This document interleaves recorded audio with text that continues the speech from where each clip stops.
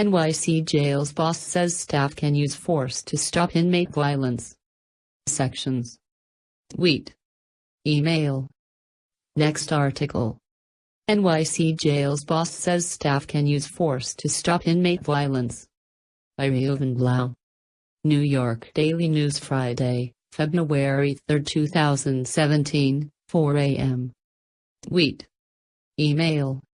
NYC papers out. Social media use restricted to low-res file max 184 by 128 pixels and 72 p. Commissioner Joseph PONTE sent a memo to jail bosses to remind them that force can be used on inmates to stop violence. Howard Simmons. Note to jail staff: you can use force on inmates to thwart violent attacks in city jails. City Correction Commissioner Joseph PONTE reminded jail bosses in an unusual memo that officers can use force to break up fights and slashing attacks behind bars. The Daily News obtained a copy of the teletype order sent to commanding officers last week. In recent weeks, staff have encountered inmates in possession of weapons who were attempting to or who have caused injury to another inmate and were refusing orders to cease their actions and drop their weapon, PONTE says in the memo.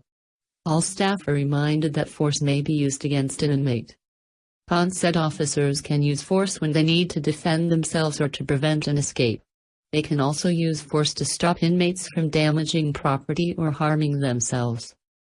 But physical force should only be used as a last resort and when there is no practical alternative available to prevent serious physical injury, the order says. The order comes as the department struggles to rework its use of force policy as part of a broad federal settlement designed to curtail officer abuse of inmates. City correction officers are also under scrutiny, as the inmate-on-inmate bloodshed persists. The number of stabbings and slashings increased from 131 in 2015 to 155 in 2016. On Thursday, Correction Officers Benevolent Association President Elias Hussein slammed the commissioner's memo. "It is the most confusing thing to a correction officer," he said. "You can use force but you can't use it." A department spokesman said the memo was a routine reminder. The use of force, though not explicitly mentioned in the memo, can include deadly force. The force must end when the threat is over or the inmate has been immobilized in a way that he no longer presents an immediate threat, the order says.